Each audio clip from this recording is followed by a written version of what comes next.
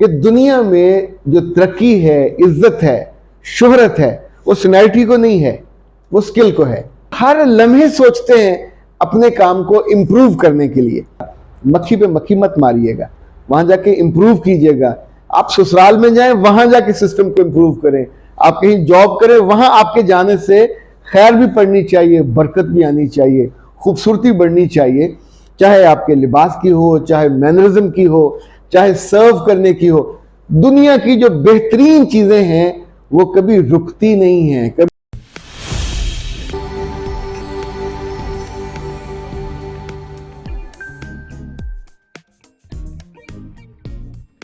रहीम खातिन हज़रात, मैं हूं अख्तर अब्बास और आप सबको मेरा सलाम पहुंचे।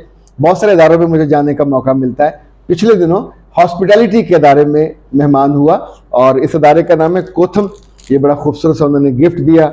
ये उनके इदारे के ब्रोशर्स थे और उसमें बेशुमार चीज़ें थी।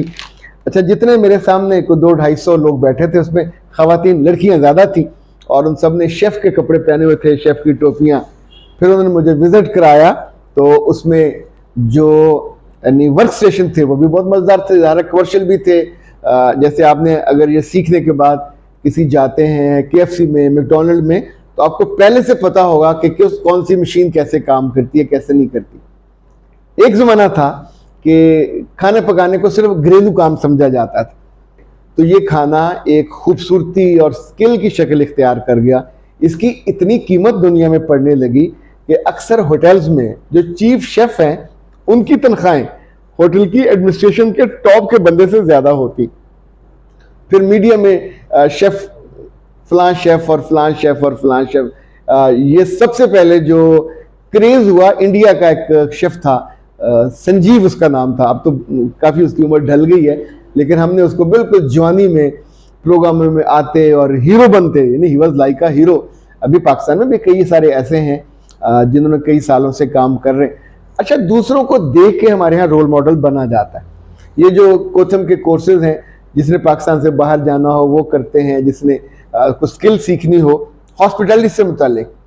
तो जब मुझे वहाँ बात करने का मौका मिला तो मैंने चूँकि थोड़ा सा उन बच्चों में से तो मैंने उनसे कहा कि अगर आप शेफ़ बनना चाह रहे हो, हॉस्पिटैलिटी में आप हाउसकीपिंग में जाना चाहते हो, किसी भी होटल में जॉब करना चाहते हो, तो आमतौर पे जब आप फीस देते हैं उस वक्त एक्साइटमेंट होती है कि मेरे नंबर चूँकि कम है, मैट्रिक बड़ी मुश्किल से हुआ है, तो और तो कहीं जगह मिलेगी नहीं, तो चलो यहीं से।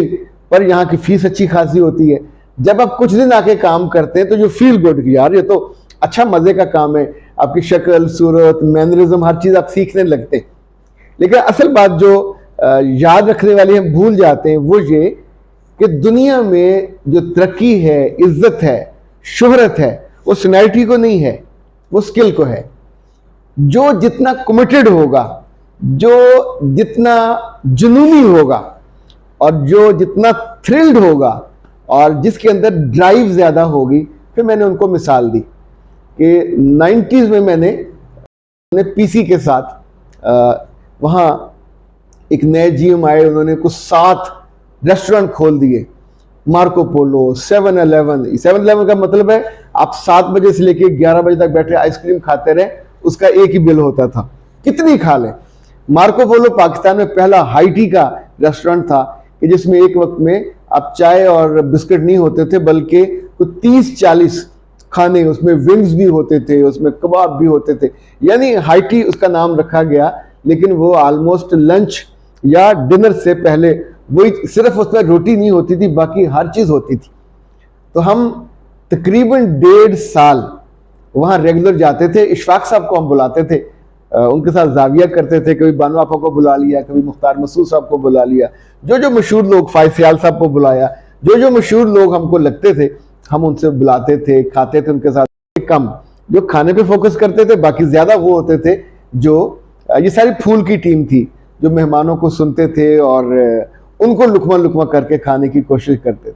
तो मैंने उनसे बताया कि जब मैंने PC में जाना शुरू किया तो मैंने एक लड़के को देखा जो, यानी जो बॉटलिंग का पूरा निज़ाम होता है, जिसमें ये जो बेवरेजेस का पूरा निज़ाम, सारे इतने मेहमान आते हैं तो मुख्तलिफ कंपनियों से बोतलों का लेना, हिसाब रखना, ठंडा करना, गर्म करना, ये बेवरेज का पूरा डिपार्टमेंट होता है।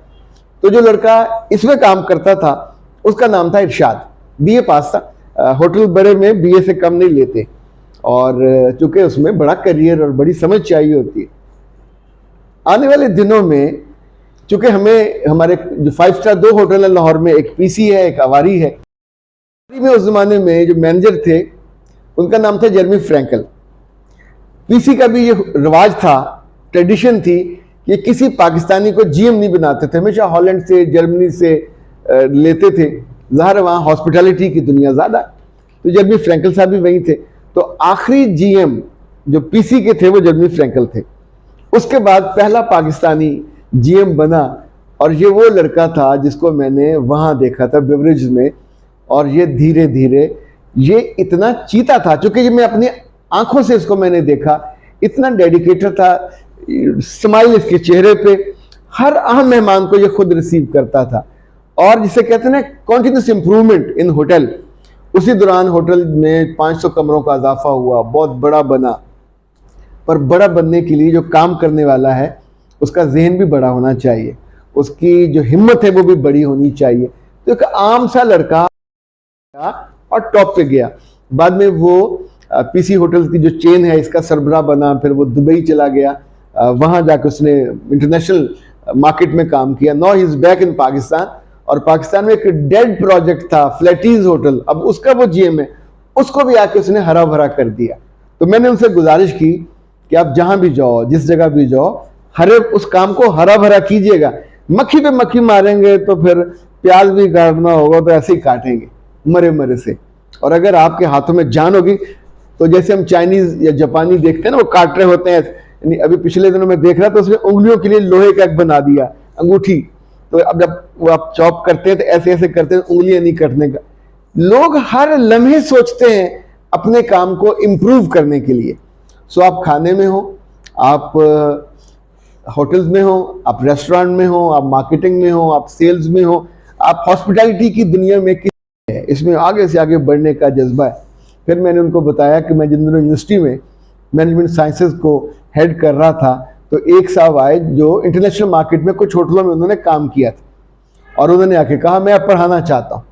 अच्छा, जो मुझे बात दिक्कत दे रही थी वो ये थी कि वो मुस्कुराते नहीं थे, बिल्कुल उनके चेहरे पे कोई तासुर भी नहीं था। फिर हमने उनको लेक्चर रख लिया, ये सोच के कि हम यहाँ डिपार्टमेंट बनाएंगे हॉस्पिटैलिटी का। और ये आप सोचे 2008 या 9 की बात है, अभी कोतम नहीं बना था, यानी अगर वो वहाँ बन जाता तो वो पहला होता। लेकिन हुआ ये कि कुछ ही दिनों के बाद उनकी शिकायतें आनी शुरू हो गई। वो इतने रूड थे, क्लास में भी लोगों के साथ कंफर्टेबल नहीं थे, नया सीखने में भी कंफर्टेबल नहीं थे, उनका रवैया, एटीट्यूड, मुस्कुराहट भी नहीं। टीचर को तो काइंड होना चाहिए, टीचर को तो लवेबल होना चाहिए, टीचर को अपने बच्चों को सुख सिखा, तो उस एफर्ट वहाँ रोब और आप अफसरी नहीं कर सकते। तो तब हमें अंदाजा हुआ कि उसको मुख्तलिफ मुल्कों में, हॉलैंड में और फलां जगह रहने के बावजूद हॉस्पिटैलिटी की दुनिया ने वॉमिट कर दिया, उसको निकाल दिया, और वो वहां से रिजेक्ट हो गए पाकिस्तान। अब चूंकि तजर्बा तो था, लेकिन खराबी ये थी कि उस तजर्बे से उसने अपनी कमी कमजोरी नहीं सीखी। जिंदगी में आपको कहीं भी मौका मिले, किसी जगह भी जाने का, बस इतना याद रखिएगा, मक्खी पे मक्खी मत मारिएगा, वहां जाके इंप्रूव कीजिएगा। आप ससुराल में जाएं, वहां जाके सिस्टम को इंप्रूव करें। आप कहीं जॉब करें, वहां आपके जाने से खैर भी पड़नी चाहिए, बरकत भी आनी चाहिए, खूबसूरती बढ़नी चाहिए, चाहे आपके लिबास की हो, चाहे मैनरिज्म की हो, चाहे सर्व करने की हो। दुनिया की जो बेहतरीन चीजें हैं वो कभी रुकती नहीं है, कभी थमती नहीं है। ईच एंड एवरी जो भी एस्पेक्ट होता है वो हमेशा होता है। आप सोचिए, एक जमाने में कहा जाता था 5 star hotels best of the best, अब 7 स्टार पे चले गए। यानी फैसिलिटीज इतनी ज्यादा उसमें होती जाती हैं। अभी हमारे वज़ीर आज़म साहब गए थे बाहर, तो 1 लाख किराया नहीं था एक रात का, 5 लाख किराया भी नहीं था उस कमरे का, एक कमरे का 10 लाख किराया था। गलत किया, इतना महंगे मेरे को नहीं जाना चाहिए था, सरकारी तौर पे अपने खर्चे पे जाते। लेकिन आप सोचें कि ऐसा वहां क्या होता है कि उसी एक रात का 10 लाख रुपया किराया।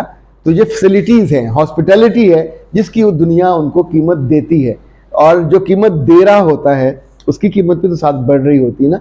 तो अच्छे लड़कों और लड़कियों, आप किसी भी जगह जाओ, धोखा मत देना, चीट मत करना, यानी अपने आप को काम से बचाने के लिए स्मोक स्क्रीन के नीचे मत जाना, टॉप पे रहना, एग्जीक्यूट करते रहना, नुमाया रहोगे, दिलों में रहोगे, तरक्की में रहोगे, तनख्वाह भी ज्यादा होंगी और ओहदे भी ज्यादा होंगे।